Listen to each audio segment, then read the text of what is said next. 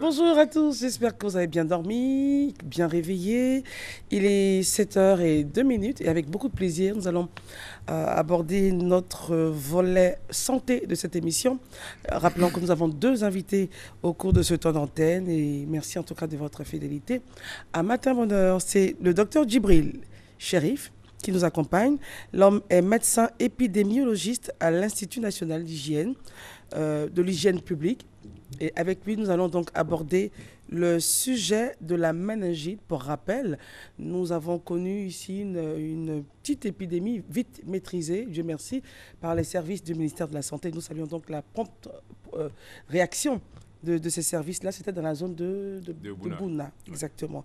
Et donc, on vous a invité pardon, pour en savoir davantage sur cette maladie, comment l'éviter, les conseils, et surtout que les populations soient tous et voilà, les populations soient toutes informées de cette pathologie. Alors, on nous dit que la méningite, c'est une inflammation des méninges.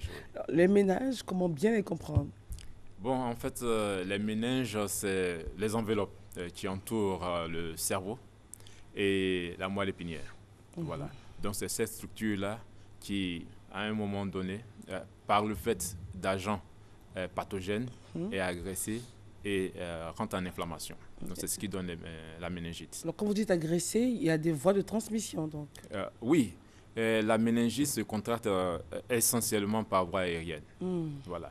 Il s'agit d'une contamination qui est liée à des personnes qui portent la bactérie ou l'agent pathogène, parce que ça peut être un autre type de microbe, au niveau de la sphère oropharyngée.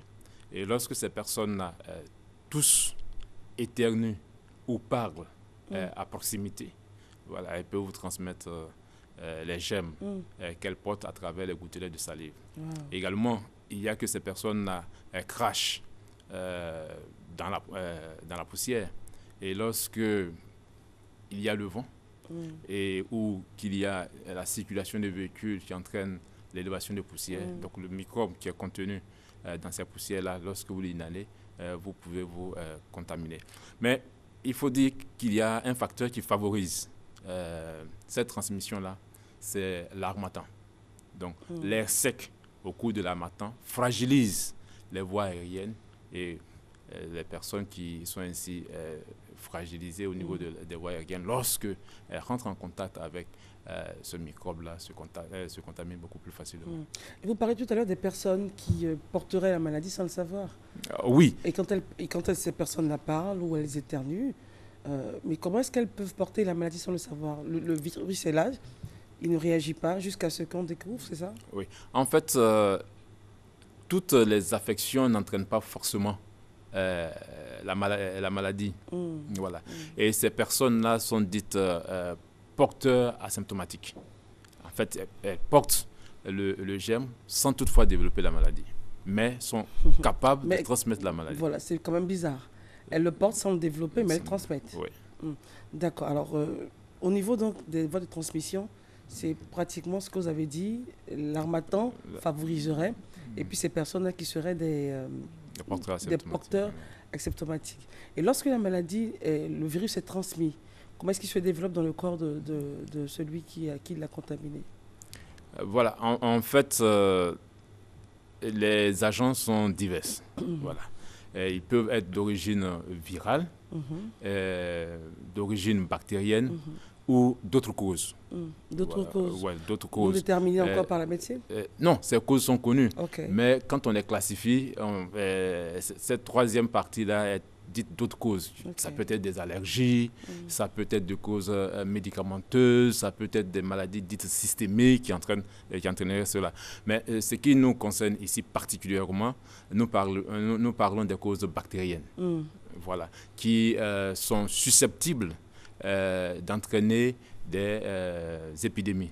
Voilà. Donc, une fois que vous êtes contaminé, vous développez la maladie en fonction de votre système immunitaire. Voilà. Si vous êtes affaibli au niveau de votre système, je vous ai dit tout à l'heure que l'harmattan fragilise ces voies aériennes-là, donc rend les personnes beaucoup plus susceptibles à développer la maladie. Voilà. Donc, lorsque vos voies aériennes ne sont pas fragilisées, vous pouvez avoir le microbe, mais voilà, il est au niveau des voies aériennes. Mais lorsque ces voies-là sont très fragilisées, donc le microbe devient beaucoup plus perméable au méninge, donc elle traverse cette voie-là et infecte cette partie de l'organisme. Donc, vous allez développer une fièvre qui est chiffrée à 38,5 degrés. Bon, lorsque vous prenez la température au niveau axillaire, vous allez avoir 38, mais au niveau rectal, c'est 38,5 degrés. Voilà. Et je voudrais qu'on retienne deux principaux signes. Et pour la population, c'est la fièvre, chiffrée à 38,5 degrés. Et pour les personnes qui sont âgées de moins de 1 an, un bombement de la fontanelle. Et pour celles âgées de plus de 1 an, on aura une raideur de la nuque. Alors, on va reprendre ces signes, c'est très important. Ouais. Pour celles qui sont, pour les personnes adultes. Voilà, pour les personnes adultes, la fièvre d'apparition brutale, qui sera mesurée à 38,5 degrés. Et puis, une raideur de la nuque. C'est-à-dire que c'est fixe. Voilà, vous avez la bloqué, nuque. Voilà. Elle est très douloureuse, vous ne pouvez pas faire beaucoup de mouvements. Voilà, donc une raideur de la nuque. Et chez les enfants de moins d'1 an, c'est la fièvre associée à un bombement de la fontanelle. Donc cela doit immédiatement alerter les personnes et rentrer rapidement en contact avec un service de soins. Est-ce qu'à ce stade-là, on peut essayer de soigner, surtout pour les tout petits, les enfants de moins d'1 an? Est-ce qu'il y a des soins appropriés qui permettraient à l'enfant de vivre? Oui, en fait, ce que je voudrais qu'on retienne, ce n'est pas une fatalité. La méningite, si elle est découverte tôt... Une très bonne nouvelle, je suis un peu plus relax là. En fait, c'est le retard que les gens prennent à rentrer en contact avec les systèmes de soins qui fait qu'il y a beaucoup de décès. Sinon, lorsque les personnes sont prises en charge... Les signes aussi pourraient prêter à confusion, malheureusement. Vous savez, il n'y a qu'une unité de soins qu'on pose les diagnostics. Donc, le mieux, c'est de rentrer en contact. Lorsque vous sentez que vous êtes malade, vous faites une fièvre, il faut consulter un professionnel de la santé. C'est lui seul qui pourra vous permettre de savoir ce dont vous souffrez. Voilà.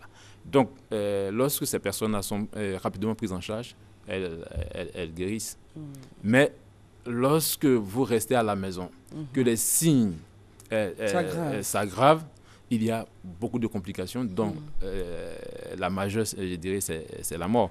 Mais également, il y a les lésions neurologiques qui s'installent, qui peuvent être transitoires ou permanentes. Alors, lorsqu'on arrive, par exemple, dans une zone qui serait favorisée, vous avez dit l'harmattan, voilà, une zone favorisée, et qu'on assiste à une épidémie. Alors, qu'est-ce qui se passe au niveau de la transmission? Évidemment, ça part très vite, mais on a des morts aussi en cascade.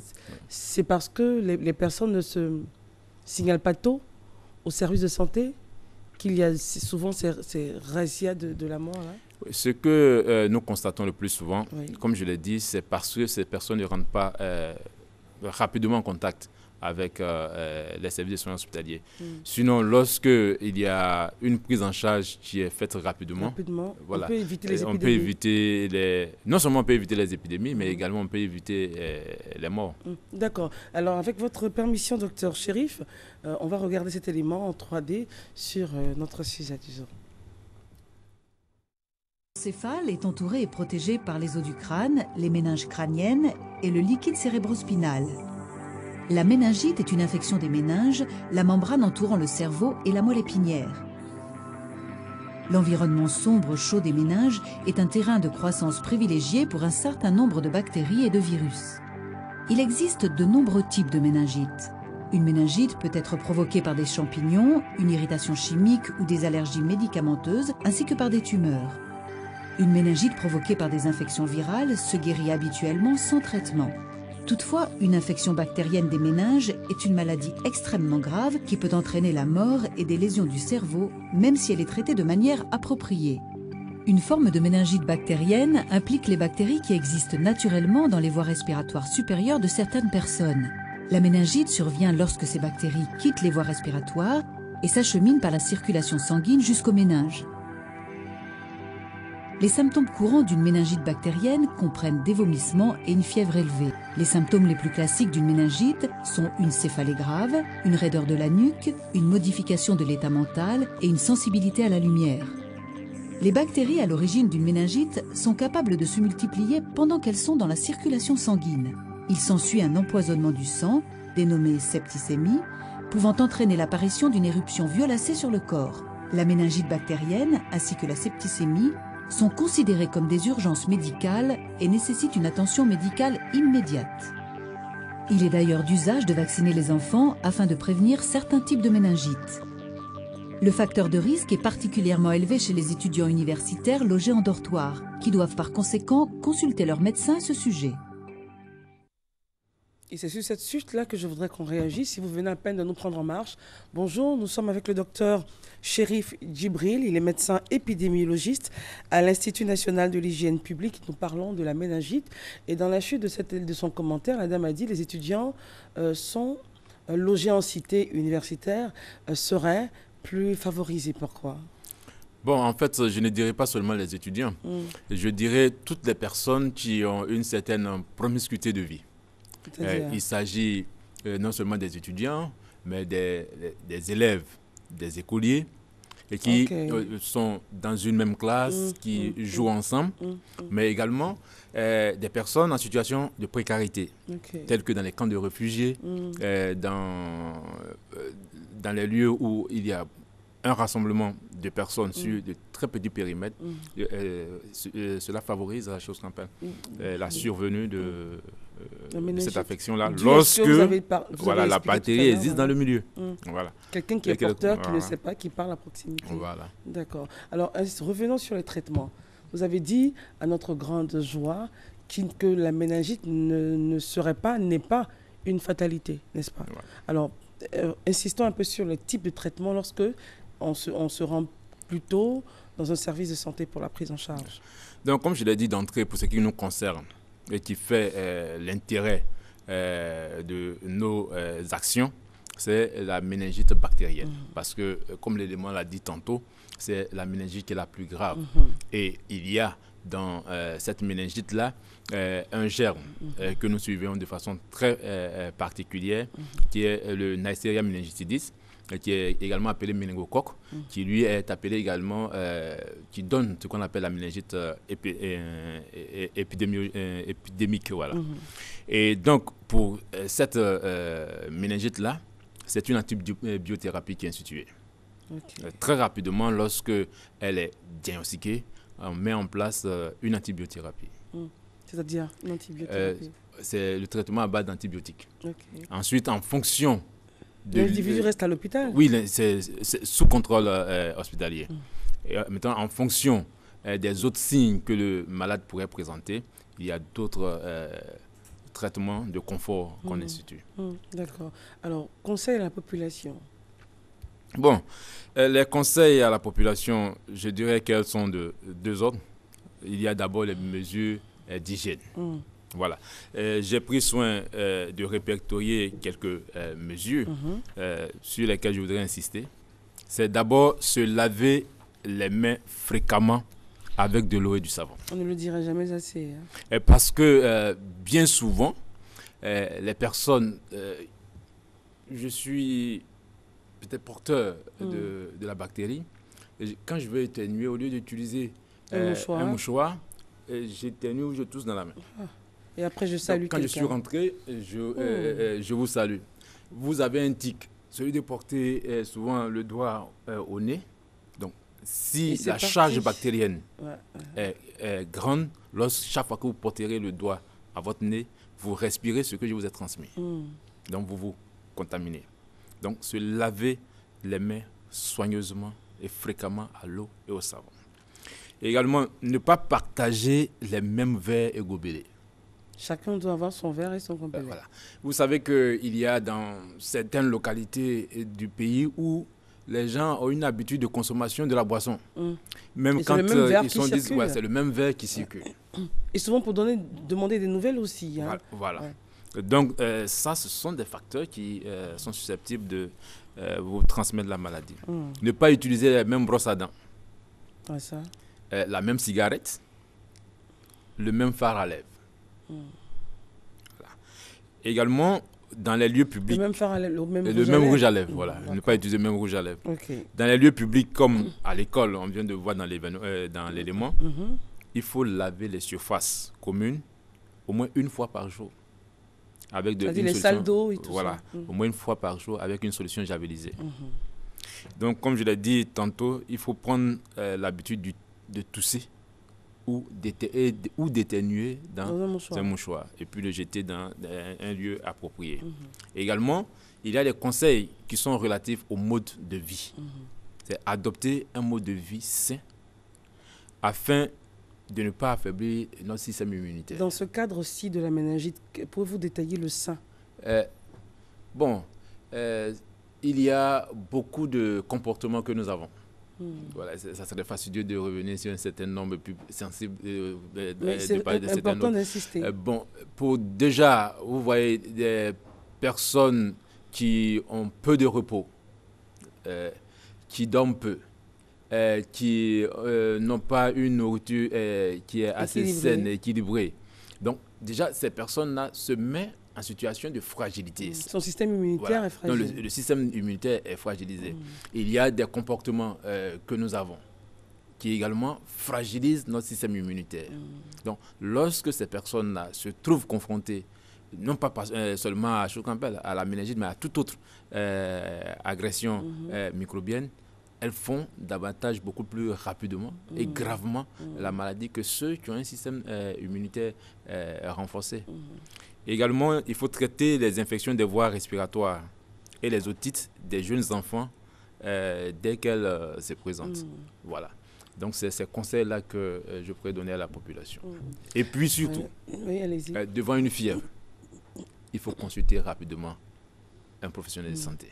Voilà. Parce que l'habitude, c'est que ça va passer, c'est juste la fièvre, et puis après, ça devient autre chose. Parce que souvent, ce que nous avons dans la pratique, c'est que les personnes restent à la maison. Elles prennent des médicaments, souvent qu'elles ne maîtrisent pas. On calme la fièvre. Ici, souvent on calme la fièvre avec des antibiotiques.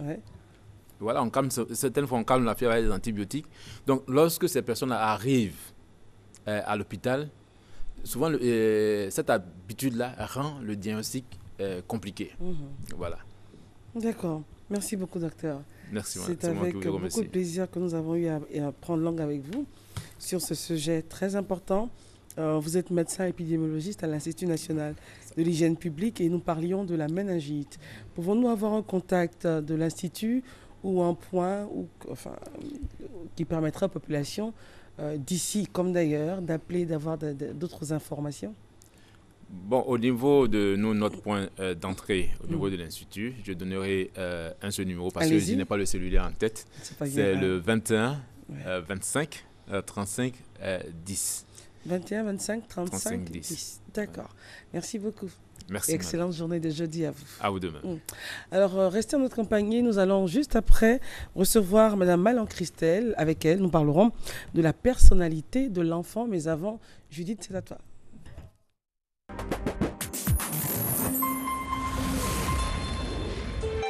RTI 1, la chaîne qui rassemble.